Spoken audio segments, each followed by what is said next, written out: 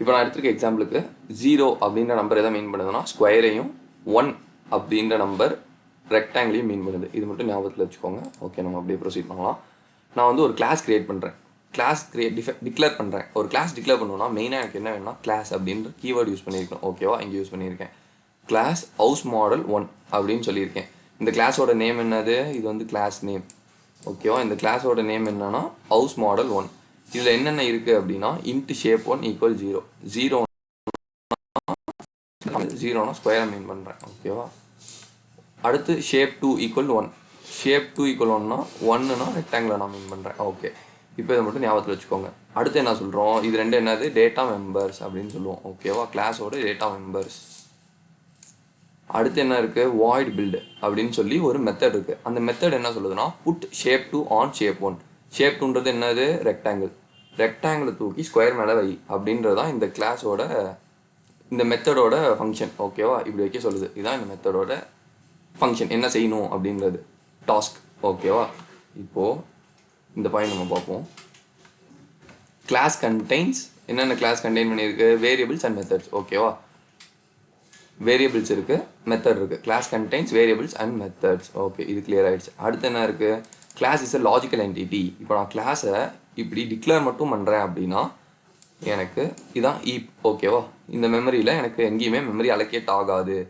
Okay, அதனால் இது வந்து ஒரு லாஜிக்கல் என்டிட்டி. இதில் மெமரி எப்போ அலோகேட் ஆகுதோ அது இப்போ தான் எனக்கு வந்து அதை ஃபிசிக்கல் என்டிட்டின்னு சொல்ல முடியும். இப்போ ஆகலை, அதனால் இது வந்து ஒரு லாஜிக்கல் என்டிட்டி. இப்போ இந்த 2 பாயிண்ட் ஓவரா. கிளாஸ் இஸ் அ ப்ளூ பிரிண்ட். ஓகே, இது வந்து நான் சொல்கிறேன். இப்போது இது வந்து ஒரு ப்ளூ பிரிண்ட் மாதிரி தான் ஆக்ட் பண்ணும். இதால் எதுவுமே பெர்ஃபார்ம் பண்ண முடியாது. ஆனால் ஆப்ஜெக்ட் கிரியேட் பண்ணும்போது அந்த ஆப்ஜெக்ட்டுக்கு ப்ராப்பர்ட்டி கொடுக்க இந்த ப்ளூ பிரிண்ட் யூஸ் ஆகும். அதை வந்து நம்ம ஆப்ஜெக்ட் பற்றி பார்க்கணும் சொல்கிறேன். நெக்ஸ்ட் என்னன்னா யூசர் டிஃபைன் டேட்டா டைப். இப்போது இந்த கிளாஸையே நான் தான் கிரியேட் பண்ணியிருக்கேன். நான் யார்? இப்போது யூசர். எனக்கு பிடிச்ச மாதிரி எனக்கு ஷேப்பு அதில் என்னென்ன ஃபங்க்ஷன்லாம் இருக்கணும் அப்படின்னு நானாக டிஃபைன் பண்ணனால இது வந்து ஒரு யூசர் டிஃபைன் டேட்டா டைப். ஓகேவா, இப்போ இதுக்கு எப்படி ஆப்ஜெக்ட் கிரியேட் பண்ணணும் அப்படின்னு பார்க்கலாம். இந்த கிளாஸுக்கு ஆப்ஜெக்ட் மட்டும் நான் இப்போ கிரியேட் பண்ணியிருக்கேன். இது என்னது? Class name. இது என்னது? Instance variable. Instance variable. ஓகேவா, இதுதான் இன்ஸ்டன்ஸ். ஓகேவா, இதுதான் இன்ஸ்டன்ஸ் அப்படின்னு சொல்லுவாங்க. இங்கே கிரியேட் பண்ணுற இன்ஸ்டன்ஸை இந்த obj1 அப்படின்றதில் சேவ் பண்ணி வச்சுருக்கேன். இப்போது என்ன ஆகும் அப்படின்னா object is a physical entity அப்படின்னு சொல்கிறோம். ஆப்ஜெக்ட் நான் கிரியேட் பண்ணுறேன் அப்படின்னா இந்த ஆப்ஜெக்ட்டுக்கு எனக்கு மெமரி அலோகேட் ஆகணும். ஓகேவா, obj1க்கு எனக்கு இங்கே மெமரி அலோகேட் ஆகிடுச்சு. இப்போ கிளாஸ்ன்ற டிக்ளேர் பண்ணப்போ எனக்கு என்ன ஆகலை?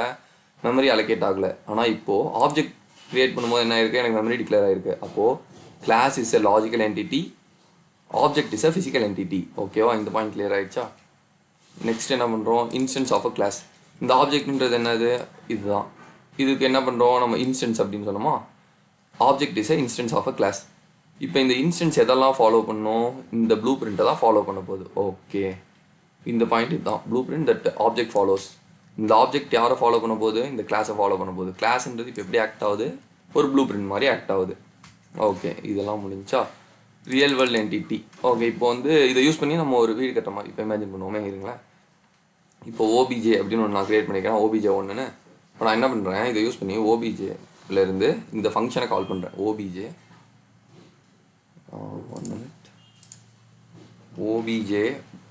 டாட் என்ன கிரியேட் பண்ணுறேன்? பில்டு அப்படின்றத ஒன்று கால் பண்ணுறேன். கால் பண்ணால் எனக்கு இந்த ஆப்ஜெக்ட் கிரியேட் பண்ணும்போதே என்ன கிரியேட் ஆச்சு? எனக்கு மெமரி அலோகேட் ஆச்சா?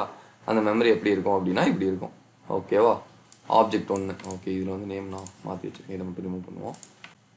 இது வந்து obj1ன்னு வச்சுக்கலாம் நம்ம. ஓகே, obj1 ஏன்னா அங்கே தான் வச்சுருக்கோம் இல்லையா, obj1. Okay, first object obj1. இதில் என்னென்ன இருக்குது? Data member int shape 1 equal 0. 0னா இந்த ரெக்டாங்கிளோ ஸ்கொயரோ அந்த ஷேப் வச்சுருக்கோம். Shape 2 equal 1. 1னா ரெக்டாங்கிள். Okay, triangle. சாரி, இப்போ இந்த 2 ஷேப்பும் நமக்கு வந்து கிரியேட் ஆகிடுச்சு, அலோகேட் ஆகிடுச்சு. அதுக்குள்ளே என்ன இருக்கும்? ஒரு மெத்தடும் இருக்குது, பில்டு. அப்படி இந்த பில்டில் என்ன சொல்லியிருக்கோம்? Put shape 2 on top of shape 1. இப்போ இந்த மெத்தடை நான் கால் பண்ணுறேன் இல்லையா, இங்கே இந்த மெத்தடை இங்கே நான் கால் பண்ணுறதுனால எனக்கு என்ன கிரியேட் ஆகும் அப்படின்னா புட் ஷேப் 2 ஆன் ஷேப் 1. ரைட்டா? ஸோ ஷேப் 1 எடுப்போம் ஃபஸ்ட்டு. நம்ம ஷேப் 2 எடுத்தாச்சு. அடுத்து என்ன சொல்கிறாங்க? Put shape 2 on shape 1. ஆச்சு. ஓகேவா, இந்த மெத்தட் இதுதான் சொன்னிச்சு, நம்ம பண்ணிட்டோம். ஓகே, இன்கேஸ் இப்போ நான் ஆப்ஜெக்டே க்ரியேட் பண்ணலை அப்படின்னா என்னால் இதை கால் பண்ணியிருக்க முடியாது. ஓகேவா, இதை கால் பண்ணலை அப்படின்னா எனக்கு இந்த ப்ராசஸ் எதுவுமே நடந்திருக்காது. So class without object is useless. ஓகேவா, கிளாஸ் மட்டும் நான் டிக்ளேர் பண்ணுறதுனால எனக்கு எந்த யூஸுமே இல்லை. அடுத்து என்ன இருக்குது, we can create any number of object for same class. இப்போது ஹவுஸ் மாடல் 1 இது வந்து வீடு கட்டுறதுக்காக நம்ம ஒரு ப்ளூ பிரிண்ட் மாதிரி யூஸ் பண்ணுறோம்னு வச்சுக்கோங்களேன். இந்த ஒரு ப்ளூ பிரிண்ட் வச்சு எத்தனை வீடு வேணாலும் இதே மாதிரி கட்டலாம் அப்படி. ஓகேவா, அப்போது நான் என்ன பண்ணுறேன், இது மாதிரி நிறைய ஆப்ஜெக்ட் க்ரியேட் பண்ணுறேன். எது மாதிரி ஆப்ஜெக்ட் நிறையா க்ரியேட் பண்ணுறேன், இந்த மாதிரி ஆப்ஜெக்ட்ஸ் நிறையா க்ரியேட் பண்ணுறேன். ஓகேவா, so how's model 1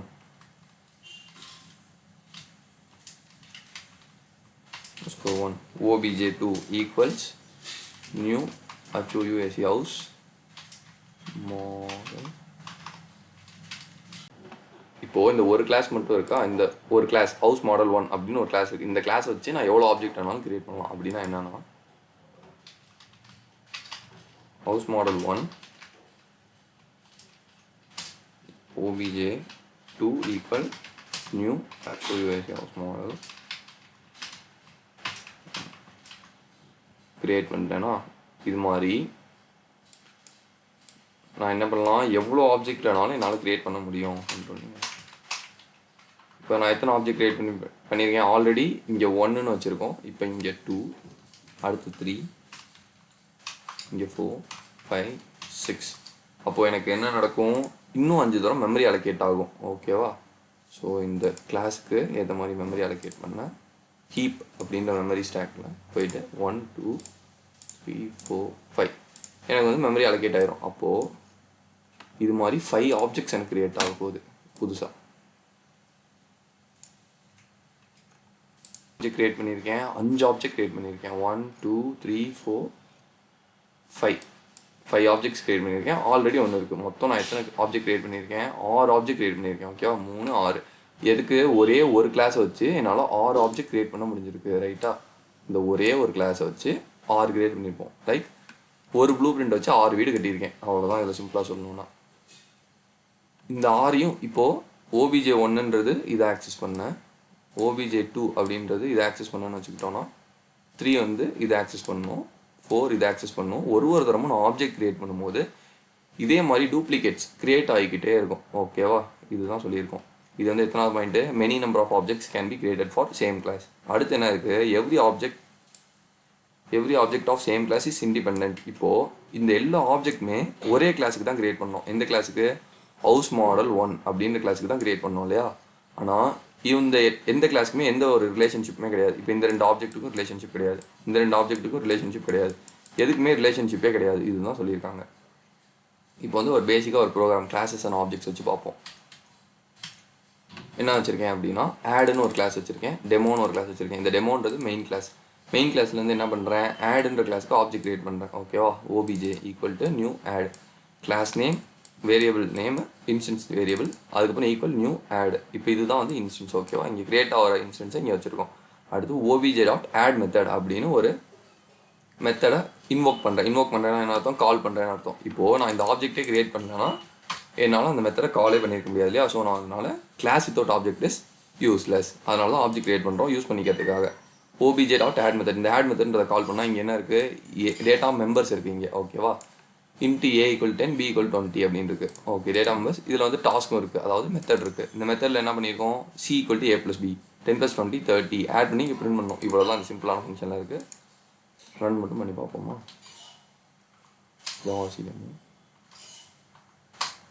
okay, run பண்ணால் பிரிண்ட் ஆயிடுச்சு.